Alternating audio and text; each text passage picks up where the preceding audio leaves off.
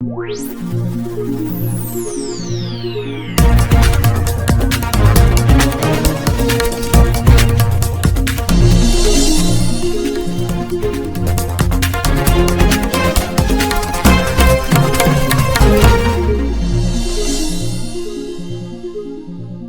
ನೋಡ್ತಾ ಇದ್ದೀರಾ ನ್ಯೂಸ್ 90 ಕರ್ನಾಟಕ.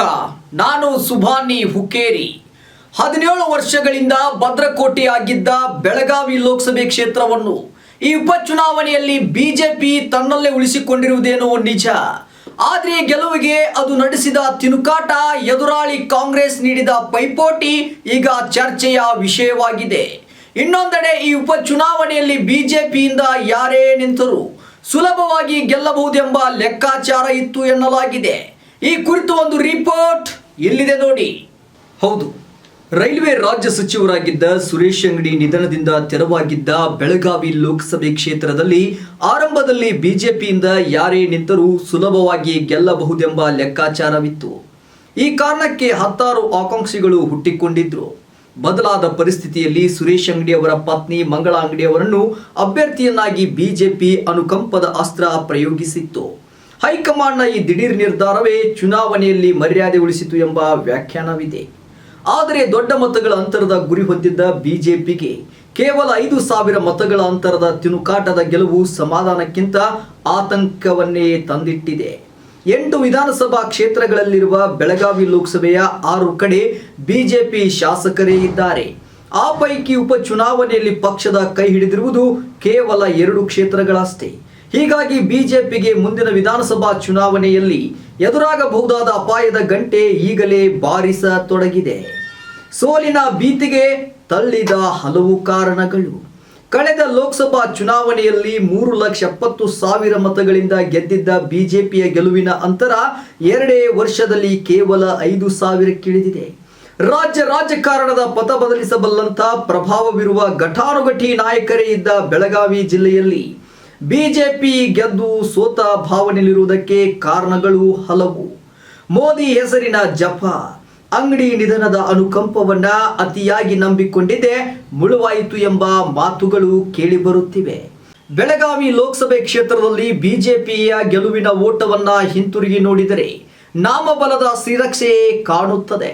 2004ರಲ್ಲಿ ಸುರೇಶ್ ಅಂಗಡಿ ಅವರು ಮೊದಲ ಬಾರಿ ಚುನಾವಣೆ ಸ್ಪರ್ಧಿಸಿದಾಗ ಅಟಲ್ ಬಿಹಾರಿ ವಾಜಪೇಯಿ ಅವರ ನಾಮಬಲ ಇತ್ತು. 2009ರಲ್ಲಿ BS ಯಡಿಯೂರಪ್ಪ ಅವರ ಪ್ರಭಾವ, 2013-19ರಲ್ಲಿ ಪ್ರಧಾನಿ ನರೇಂದ್ರ ಮೋದಿ ನಾಮಬಲ ಬಿಜೆಪಿಯನ್ನ ಗೆಲ್ಲಿಸಿತ್ತು. 2019ರ ಚುನಾವಣೆಯಲ್ಲಿ ಸುರೇಶ್ ಅಂಗಡಿ ವಿರುದ್ಧ ಮೋದಿ ಜರೂರಿ, ಅಂಗಡಿ ಮಜಬೂರಿ ಎನ್ನುವ ವಿರೋಧಿ ಅಭಿಯಾನವೇ ನಡೆದಿತ್ತು.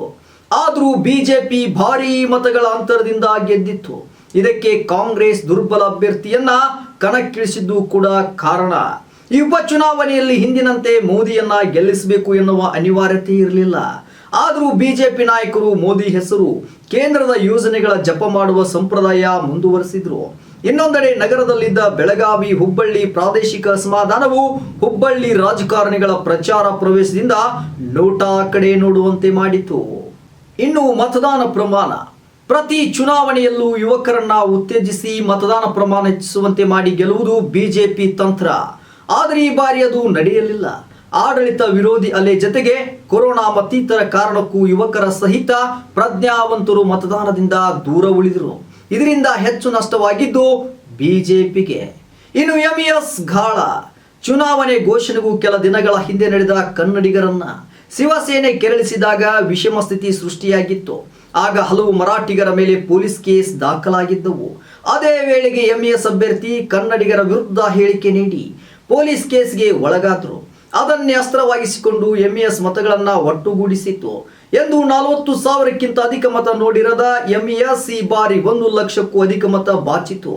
ಅದರಲ್ಲಿ ಬಿಜೆಪಿ ಪರವಾದ ಮತಗಳು ಸಾಕಷ್ಟಿದ್ದವು. ಇನ್ನು ಸ್ಥಳೀಯ ಸಮಸ್ಯೆಗೆ ಸಿಗದ ಆದ್ಯತೆ. ಸುರೇಶ್ ಅಂಗಡಿ ಅವರಿದ್ದಾಗಲೂ ಸ್ಥಳೀಯ ಸಮಸ್ಯೆಗಳಿಗೆ ಆದ್ಯತೆ ಸಿಗುತ್ತಿರಲಿಲ್ಲ. ಉಪಚುನಾವಣೆ ಕಣದಲ್ಲಿ ಜನ ಸ್ಥಳೀಯ ಸಮಸ್ಯೆಗಳಿಗೆ ಪರಿಹಾರದ ನಿರೀಕ್ಷೆಯಲ್ಲಿದ್ದರು. ಆದರೆ ಬಿಜೆಪಿ ಮತ್ತೊಮ್ಮೆ ಮೋದಿ ಜೊತೆಗೆ ಸುರೇಶ್ ಅಂಗಡಿ ಅವರ ಹೆಸರನ್ನು ಹೇಳಿ ಮತಯಾಚಿಸಿದ್ದರಿಂದ ಜನರಿಗೆ ಭ್ರಮ ನಿರಸನವಾಯಿತು ಎಂಬ ಅಭಿಪ್ರಾಯವಿದೆ. ಸಾಮಾನ್ಯ ಜನರಿಗೆ ಅಗತ್ಯ ವಸ್ತುಗಳ ಬೆಲೆ ಏರಿಕೆ ಸಿಟ್ಟಿದ್ರೆ ರೈತ ಹೋರಾಟಗಳನ್ನ ಕೇಂದ್ರ ಸರ್ಕಾರ ನಿರ್ವಹಿಸಿದ ರೀತಿ ಬಗ್ಗೆ ಕೃಷಿಕ ವರ್ಗದಲ್ಲಿ ಆಕ್ರೋಶ ಮಡುಗಟ್ಟಿತು. ಇದು ಫಲಿತಾಂಶದ ಮೇಲೆ ಪರಿಣಾಮ ಬೀರಿದೆ. ಇನ್ನು ಪ್ರಭಾವಿ ವರ್ಚಸ್ ಹೊಸಮುಖ. ಮಂಗಳ ಅಂಗಡಿಗೆ ಹೋಲಿಸಿದರೆ ಕಾಂಗ್ರೆಸ್ ಅಭ್ಯರ್ಥಿ ಸತೀಶ್ ಜಾರಕಿಹೊಳಿ ಅನುಭವಿ. ಸತೀಶ್ ಅಂಕನಮಡಿ ಶಾಸಕರಾದರೂ ಇಡೀ ಜಿಲ್ಲೆಯ ಜನರ ಸಂಪರ್ಕದಲ್ಲಿದ್ದವರು, ಆಡಳಿತ ಬಲ್ಲವರು.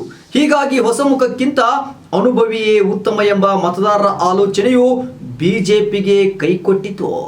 Bureau report, news 90 Karnataka.